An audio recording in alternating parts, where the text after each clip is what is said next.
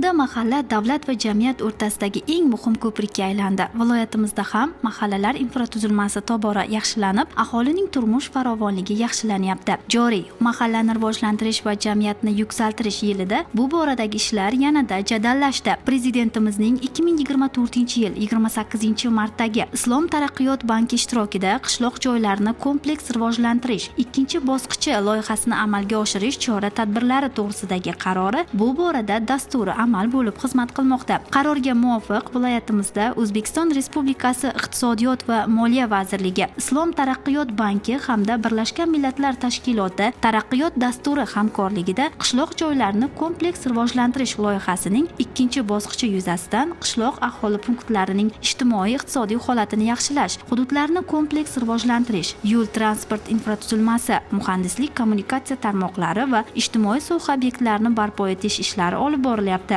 Jumladan, vohaning Angor, Boysun, Termiz, Muzrabot va Sherobod tumanlaridagi 60 ta mahallada infratuzilmani yaxshilashga qaratilgan 237 ta subloyiha amalga oshirilmoqda. Dasturga kiritilgan barcha loyihalar ushbu mahallalarda istiqomat qiluvchi aholining taklif va tavsiyalari asosida shakllantirilgan bo'lib, ularni 2028-yilgacha to'liq yakunlash rejalashtirilgan. Xususan, 60 ta mahalladagi 56 ta yo'lni asfaltlash, 45 ta elektr tarmoqlari, 32 ta maktab, 18 ta bog'cha va 4 ta tibbiyot muassasasini barpo etish, shuningdek 18 ta aholi va qishloq xo'jaligi uchun mo'ljallangan sug'orish tizimini takomillashtirish rejalashtirilgan. Mavzuni Angor tumani misolida davom ettiradigan bo'lsak, loyiha doirasida tumandagi jami 9 ta mahallada aholi farovonligini oshirishga qaratilgan ishlar olib borilmoqda. Misol uchun, ushbu 9 ta mahallada joylashgan 35 ta obyektda jami 164,7 milliard so'mlik qurilish va ta'mirlash ishlari olib boriladi.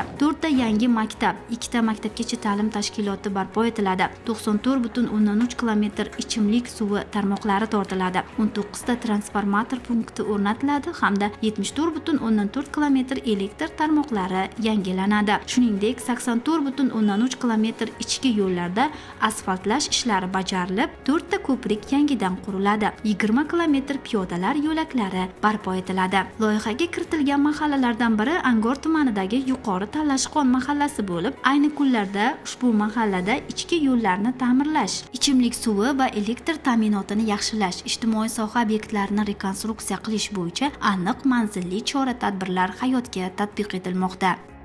Mahallamizda 3296 ta fuqaro bo'lib, 643 ta xonadon bor, 780 ta oila mavjud bo'lib, hozirgi kunda prezidentimizning odilona siyosatlari orqali mahallamizga katta o'zgarishlar kiritilmoqda. Ushbu o'zgarishlardan aholimiz juda minnatdor.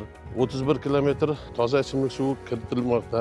14 kilometr yog'och ustunlari beton ustunlarga almashtirilmoqda. 7 kilometr ichki yo'llarimiz, maktabga keluvchi yo'llarimiz asfaltlanmoqda. 1 kilometr piyodalar yo'lakchasi qurilmoqda. Har bir xonadonga toza ichimlik suvi kirib bormoqda. Ushbu o'zgarishlardan aholimiz juda xursand hamda prezidentimizdan juda minnatdor. Mahallamiz deraveri dehqonchilik va chorvachilikdan iborat bo'lib, hozirgi kunda Sayxunobod tajribasi bizning mahallamizda to'liq shakllanib bo'ldi. Bitta xonadonda o'zi mana chorvachiligi bor, parrandachiligi bor, issiqxonalar qurilgan. Har bir xonadonimizda yerdan unumli foydalanib kelmoqda fuqarolarimiz. Mana shu ishlarning ortidan aholi o'zini o'zi band qilib, daromadlari oshib, yangi uylar qilyapti, to'ylar qilyapti. Bir mavsumda o'rtacha 35 milliondan 100 milliongacha daromad qiladigan davr. Yuqori Talashqon mahallasi aholisini yillar davomida qiynab kelgan muammolar mavjud edi. Masalan, aholi toza ichimlik suvini uzoq masofalardan mablag' evaziga tashib iste'mol qilishga majbur edi. Yo'llar ham bugun ta'mirtalab holatda. Piyodalar yo'lakchalariga ham ehtiyoj bor. Bugungi kunda loyiha doirasida ushbu muammolar bosqichma-bosqich bartaraf etilmoqda. Bu kabi yangiliklardan mahalla ahli albatta mamnun. Yurtimizda prezidentimiz tashabbusi bilan juda keng ko'lamda obodonchilik ishlari olib borilmoqda. Shu jumladan Angor tumanidagi Yuqori Talashqon mahallasida ham bir qancha obodonchilik ishlari olib borilmoqda. 7 kilometr joyga elektr energiyasi qayta tortilyapti. 31 kilometr joyga To'palan daryosidan suv olib kelinmoqda. Mahallamiz aholisining juda ko'p yillik orzusi edi, chunki suvga bo'lgan ehtiyoj juda ko'p vaqtlardan beri qondirilmay kelardi. Aholimiz suvlarni tashib keltirgan uzoqdan, shuningdek sotib ichilar edi.